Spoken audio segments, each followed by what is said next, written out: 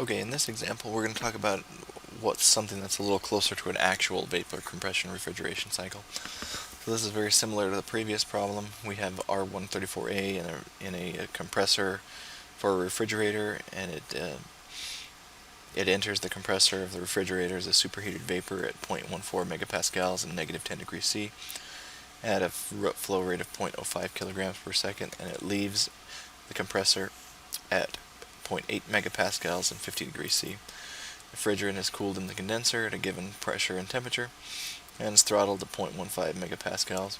So we're going to neglect any heat transfer or pressure drops in the lines, and we're going to want to do the same thing we did on the last one, which is determine the the rate of heat removal from the refrigerated space and the power input to the compressor, the isentropic efficiency of the compressor, and the coefficient of performance.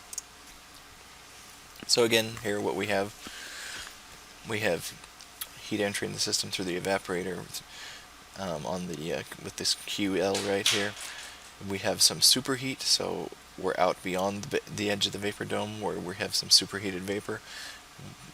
Luckily, we have a known pressure and temperature. If we had an isentropic compressor, it would go straight up. That's this 2S point right here. But instead, we have an actual compressor where we have non-isentropic compression. So we come up to this known state point we have over here.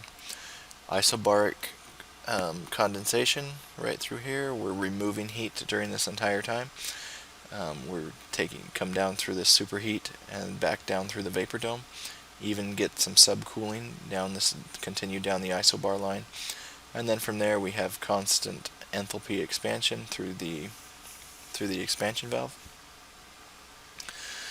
and then we repeat the cycle. So we want to find a few things here. We're going to assume, like always, kinetic and potential energy are zero. We're not going to worry about heat transfer losses or pressure losses in any of the other components. So what we can do is we have most of the information that we need, and so we can go ahead and write our state points. P1, which is the compressor inlet, the suction side of the compressor, we have a pressure and a temperature.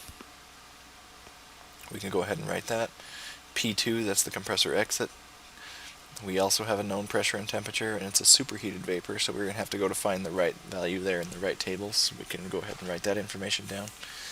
P3 comes out of the condenser. It's a subcooled liquid or a compressed liquid. Again, we know the information there. We can go ahead and write that down. And then H4 is approximately equal to H3. If we did a first law analysis on the throttling valve, we would see that we have isenthalpic expansion. So H3 is approximately equal to H4. So since we have known state points everywhere, we can go ahead and figure this out pretty simply.